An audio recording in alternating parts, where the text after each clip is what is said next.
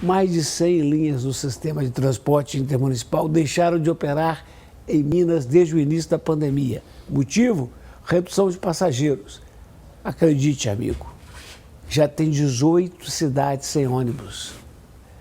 Desde o início da pandemia, o fluxo de passageiros que usam os ônibus intermunicipais despencou. Quem tem condições passou a usar outros meios de transporte para evitar as aglomerações. Há ainda quem adotou o trabalho remoto dentro de casa ou reduziu as saídas para se proteger do coronavírus.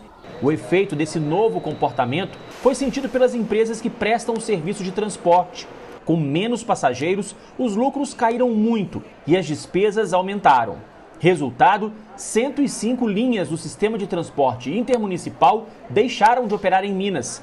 Ao todo, 18 municípios estão sem ônibus. É o caso de Piracema, a 124 quilômetros de Belo Horizonte.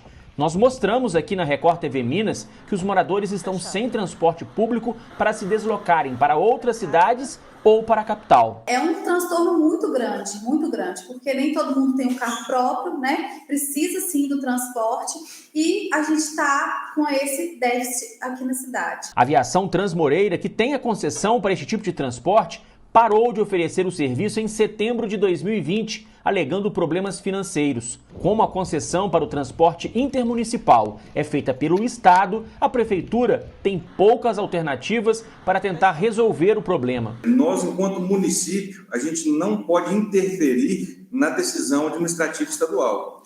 O único meio legal que a gente tem, que a gente vem usando, é a fiscalização. A gente fiscaliza e a gente reportou essa ausência do transporte ao Estado. Mas de quem é a responsabilidade? Quem deve resolver o problema dos usuários? As empresas ou quem oferece a concessão? O que não é viável é que o Estado, que é o responsável pelo serviço, pretenda que alguém faça isso sem receber. Esta é a questão. Então, o Estado precisa, ele próprio, resolver essa situação. No sistema de transporte metropolitano, a demanda por causa das medidas de isolamento social chegou a cair 75%.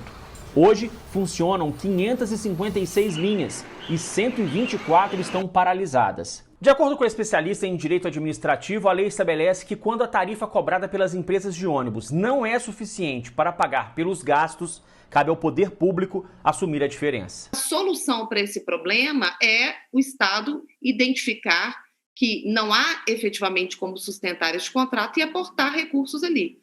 Esta é a regra legal, jurídica do jogo. As empresas, por sua vez, não podem simplesmente abrir mão da concessão, mas podem procurar a justiça para que o contrato seja respeitado. Um dos recursos é ir ao judiciário, para o judiciário ordenar que o Estado faça o reequilíbrio do contrato. Aos usuários, resta pressionar o poder público para que o serviço volte a ser oferecido. O que ele pode fazer é exatamente pressionar o Estado legalmente, judicialmente, ou do ponto de vista das instâncias de representação popular, para que o Estado tome alguma medida no sentido de possibilitar que as empresas, de fato, consigam cumprir aquilo.